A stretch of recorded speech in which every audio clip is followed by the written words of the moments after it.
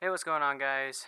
Poison Rain here, and welcome to another tutorial. So, my last video was a tutorial on how to make this thing.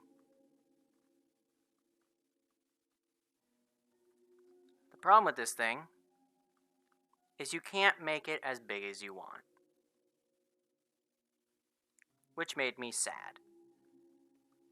On my device, I was stuck to 23 chunks wide because the render distance, or the simulation distance on my world was, or is 12 chunks. If you take the chunk I'm in and go out 12 in either way, you get 25, and subtract 1 off because sometimes different sections of this tunnel bore are in different chunks. So, I was looking and looking for a way around that. And as of now, my simulation distance is set to 4 chunks. I'll show you how to build it using this thing, but the one that actually works is over here. Now, there is one stipulation about it, though. You see the coordinates up in the top of my screen? The reason why this one here doesn't work is because you see the Z value, the third one? It is less than 256. So the reason why it can't work, if your position isn't 256, 256, is because of entity location calculations, or entity position calculations. In short, they're a whole lot more precise the closer you are to 0, 0. And they become less precise at intervals of the exponents of 2. And at 256, the calculations become so imprecise that this will actually work. The reason why are these 30 sand blocks. And yes, I said 30. I'm inside of them. They're entities. They're falling sand. As you can see, there's a hole above to allow a hole for these things to fall in, because I just used a command to get them in rather than placing them by hand. But in your survival worlds, you'll be placing it by hand. So these sand blocks, I'll explain why they just float like this in a bit. But the sand here is being calculated where it's supposed to be at. And if it's supposed to be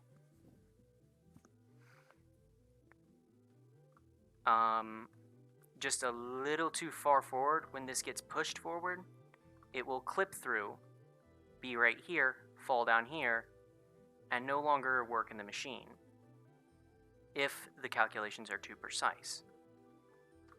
The less precise they get, the more likely they're going to stay in here. If they're way too precise, the sand will actually fall into the slab here, and it won't work. So that is why it has to be at 256, 256, and nowhere within that space.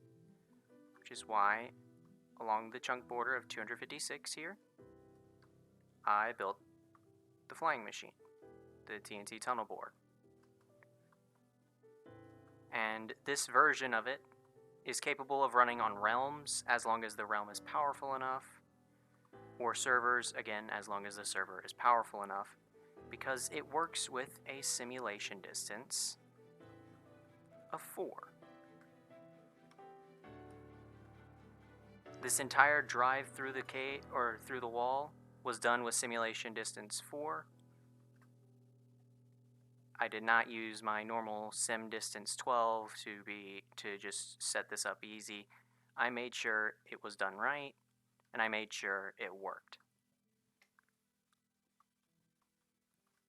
So, how to build it, you're going to want to build the tunnel bore from the previous tutorial, and then build it however long you want. And then after you're done with that, we'll move on to the next step. Where you're going to want to start is here. This section here, if I were to block it off, would look familiar.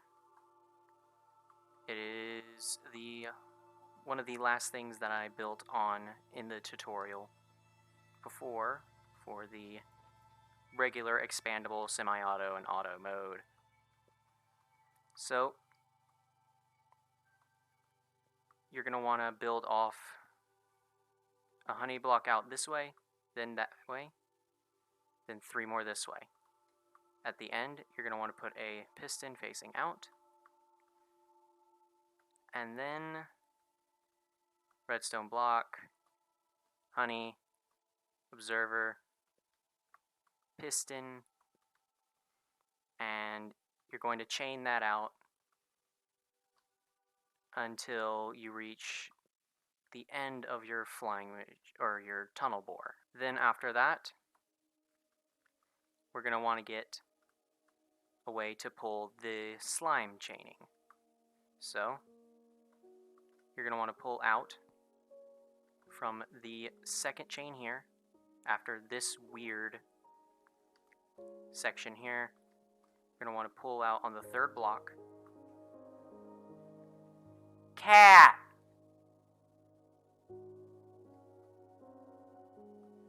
On the 3rd block, you're going to want to pull out 1, 2 slime blocks, put on top of it a sticky piston facing that way, an observer facing power into this, and then I just realized I'm recording at 15,000 bitrate. Let me fix that. It never ceases to amaze me how I can screw up even something simple as making sure to close out a settings tab. This is take 2. So from here, you're going to want to pull out 2 slime blocks out, 3 this way, 1 down, 2 that way, up 1, over 1, and then that way 1. Then a sticky piston facing out this way, an observer facing power into here. If you can't tell, I'm a bit annoyed. I have had no recording. Then from here, 3 slime blocks out that way, pull them out this way. Observer facing power into this piston, piston facing that way. And then from this piston here, you're going to want to put in 3 honey blocks, like that.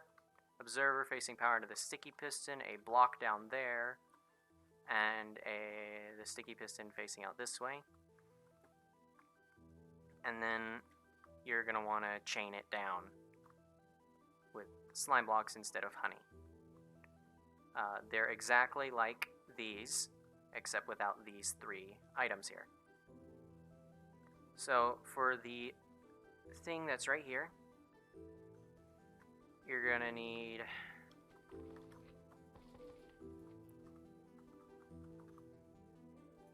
6 iron blocks, a glazed terracotta, a piston, a quart, or not a quartz slab, but a slab in general, 30 pieces of sand.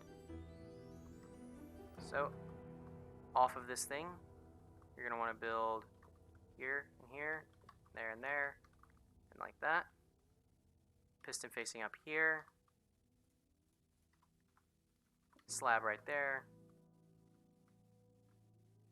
glazed terracotta there, iron there, or not iron, but block there. So yeah, then you want to build up 2 and place sand here, all 30 of it.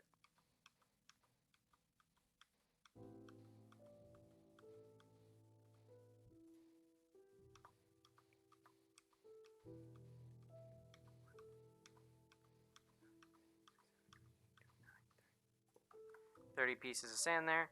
And then if I were to put a sticky piston there, a block here, and then power it.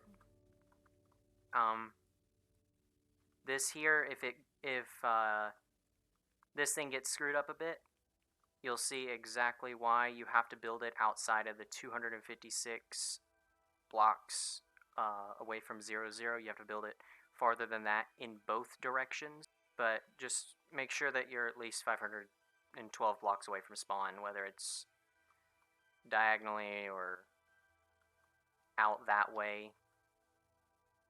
512 blocks, but anyways, if I stand here, place a redstone block here, you'll see I get teleported to this wall because it's in the way. And if I were to break this, we might see some glitching into the block. No. Which means I'm going to do this until it shows up like it did last time. I guess it's being mean. There it goes, finally! Jeez. So that's exactly why you have to build it out. 256 blocks on both X and Z, or overall in total 512 blocks away from spawn. Which is usually, which by spawn I mean it's 0, 0.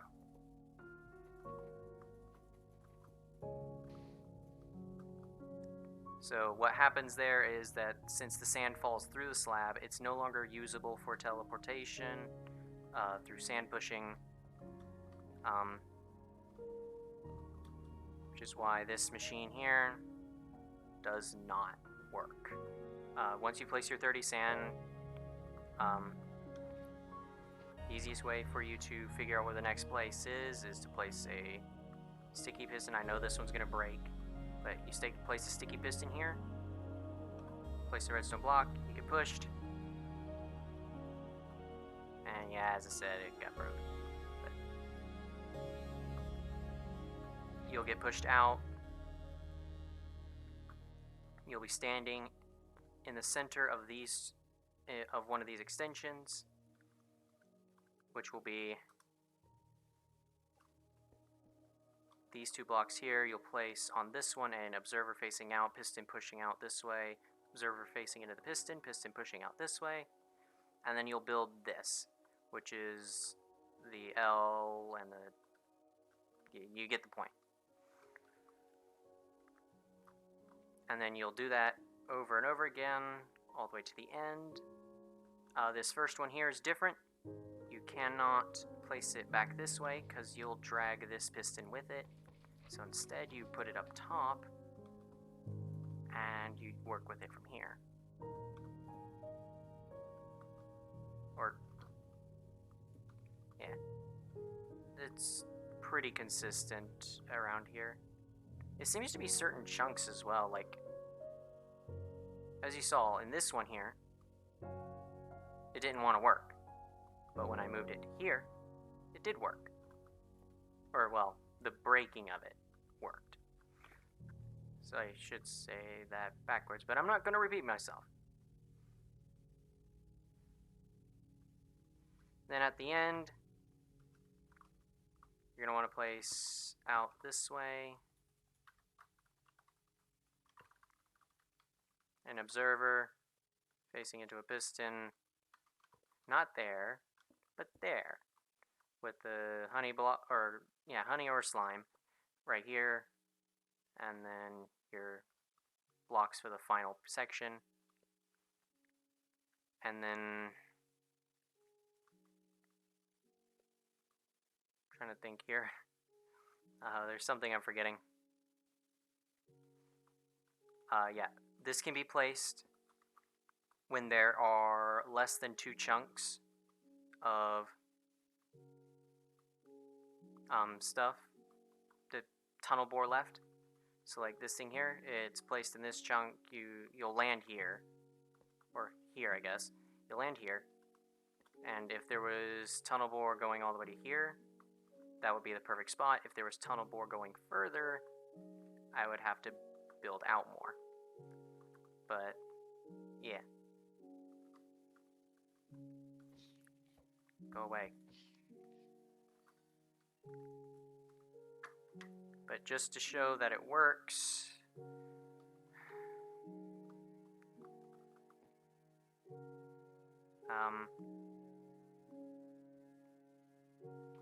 yeah, it's got a really nice, easy location for you to activate it. And you just sit here.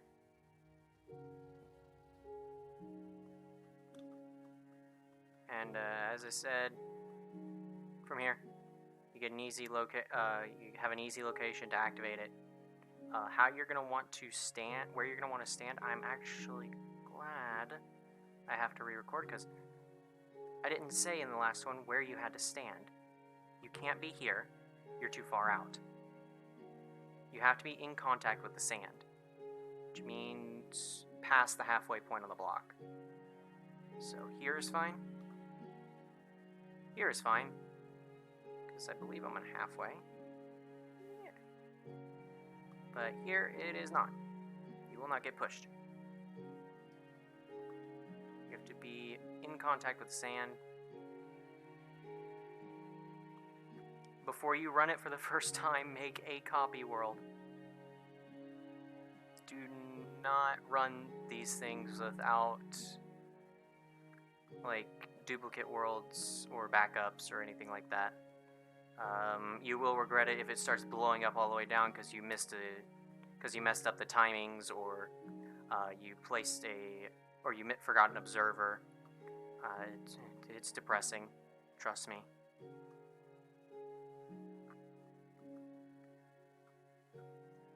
But yeah, this is the most reliable system to have an infinitely long tunnel bore for your world. All of my test worlds and tutorial worlds seem to give more diamonds than my survival, which is kind of sad, but I mean, then again, my survival is 2 blocks higher than these, because I was being overly cautious and didn't want to be blasting into lava. But yeah, I'm kind of learning that it's better to do it this way, even though there's lava everywhere.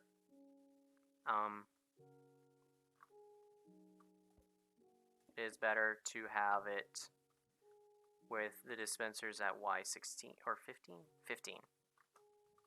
Anything? Oh, yes. If your simulation distance is above 8 chunks, you can have these every 60 blocks instead of every 30. You just have to increase the amount of sand that's in there to 60 rather than 30. If you do have a 12 chunk world, you can't get smart and make it 90 blocks between each and put 90 sand, because if you go farther than 64 blocks out, so if I go from here, 1, 2, 3, and a little bit further, there we go. 4 chunks away. So if you go farther than 4 chunks away, it renders out the sand.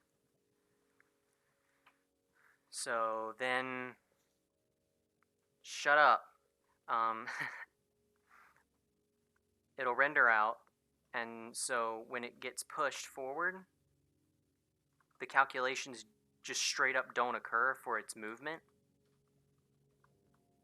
I don't know why. Or maybe they do occur and it just clips them like super easy. But if they're out of render distance, they clip really easily. I don't remember where they fall out. I don't know if they fall out through here or through here or through here, but they fall out. And it just makes your day a whole lot more sad. But anyways, I think I've covered everything. I mean, at the end you can put these stairs, put this extension out. I didn't check whether or not this was actually a push limit. This is 5, 6, 7, 8. 9, 10, 11, 12. Yay. And then this here, it's a stairway down. And then on my 45 chunk wide one,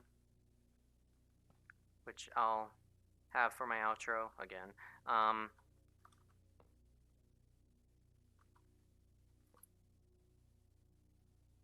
yeah, I'll show you one that'll make it easier for you to get up back here on coming off of this block, sticky piston there.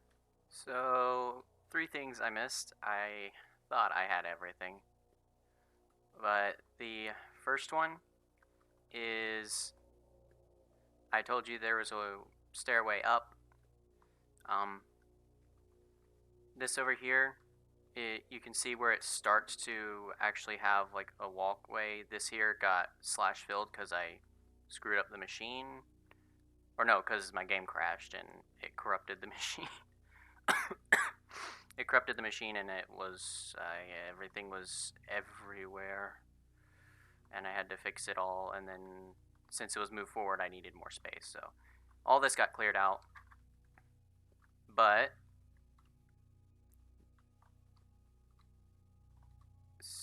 if we go up 2 blocks, this is where your walking area will be.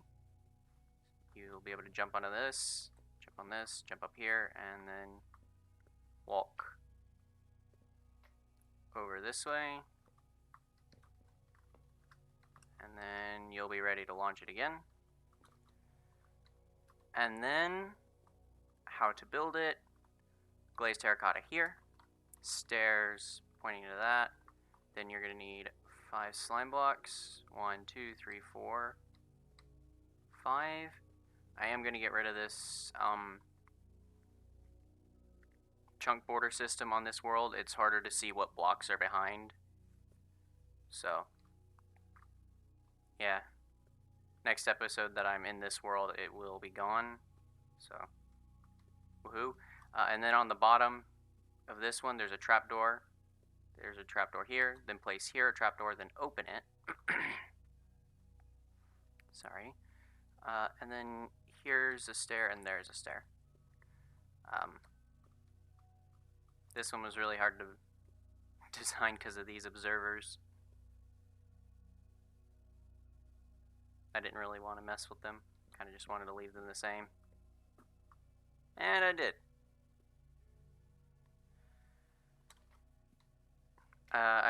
Don't think I explained that this one here is a different design. It was before I discovered this type of chaining.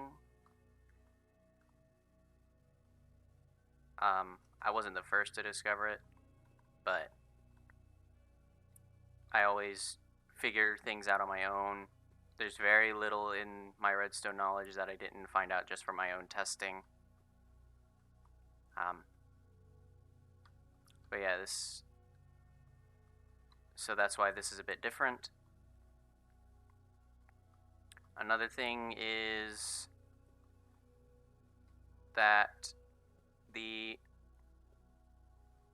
there's going to be a weird effect if you're using render distance of 4 or you're using render distance of 8 and you've got 6 and you're using 60 blocks between each one of these, where just at the very beginning you might have TNT that gets right here but then is out of render distance, so it just sits here waiting for you to reload it, and as you're coming back you'll just see a random explosion. Don't worry, it didn't explode where it shouldn't have, it's exploding where it should. It gave me about 15 heart attacks until I realized what was going on.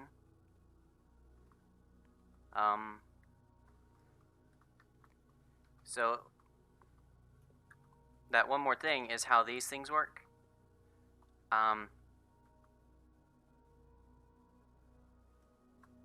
Basically, however many sand you put here, it will cause it to launch the player that many blocks in the direction that you're pushing the sand.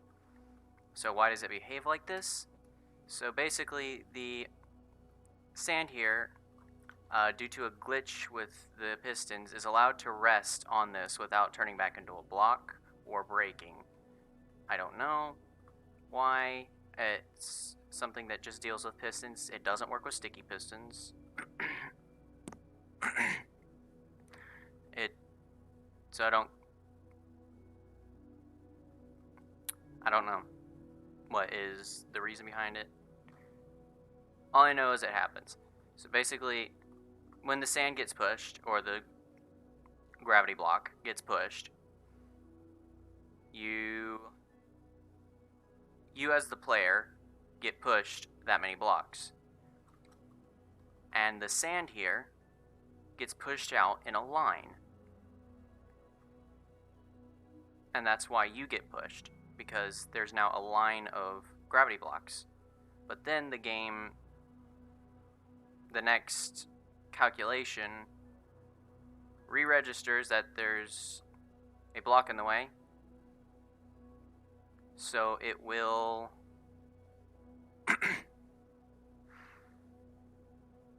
it will pull all the sand back, or gravity blocks, but since the player doesn't run into anything and didn't break any rules, they are left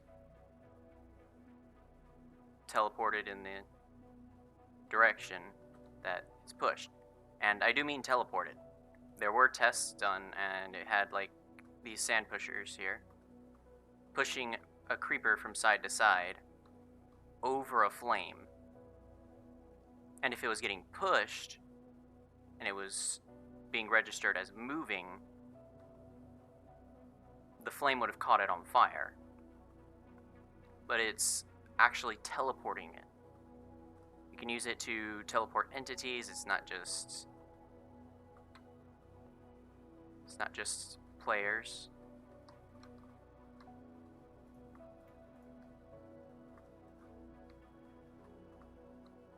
Put this here. It should go forward 2 blocks. Yep. See? I only have 2 gravity blocks in here.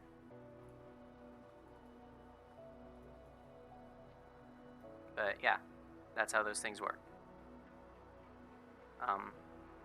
I don't know average rates for these tunnel bores per chunk, but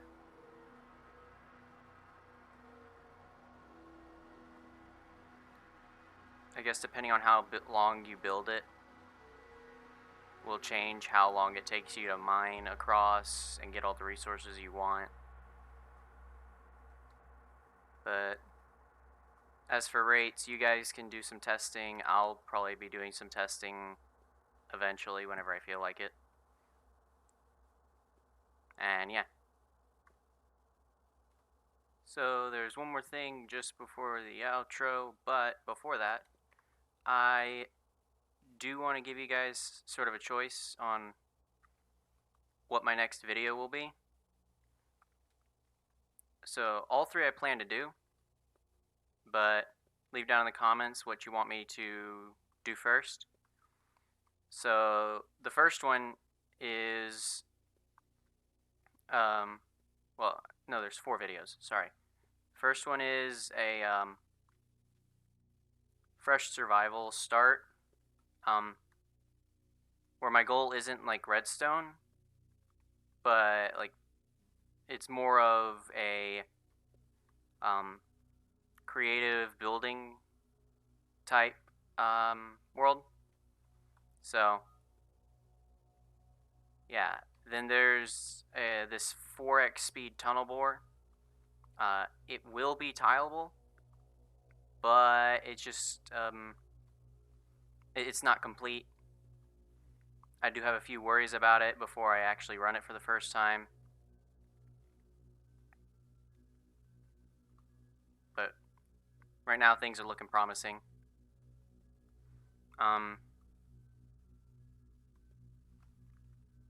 Another one is a flying machine ATM6 Walker. I started on it and I thought maybe I'll just record how my designing process and make a video on it. Um, so far, in my opinion, it's looking great for a flying machine. It's got a crappy walking animation. Only this section here moves up. I can't get the rest of it. It doesn't function the way I need it to in order to do that. So, yeah.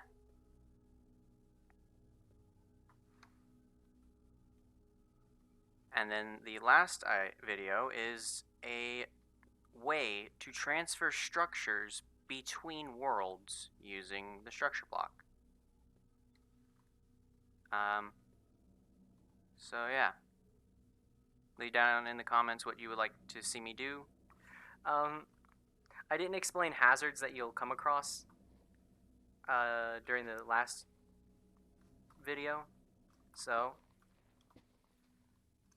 obviously the first one here is water. The most deadly of obstacles for tunnel bores is water. Next is lava. And then finally, keep an eye on gravel.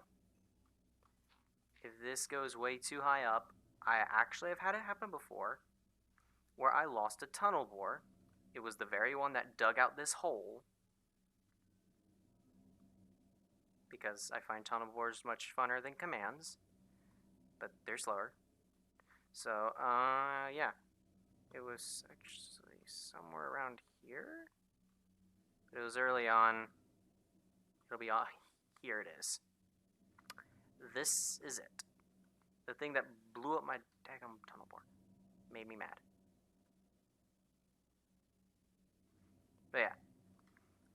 Gravel is annoying. You think your tunnel board will deal with it, and it surprises you. It makes the gravel makes you mad. But I guess,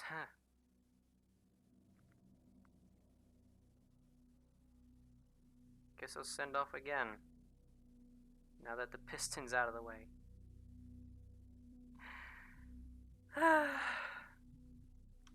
Thank you guys so much for watching. If you liked the video, hit the like button, duh. If you're new to the channel, hit subscribe. It's free. You can always unsubscribe. Hit the bell icon if you want to keep up with these big redstone builds.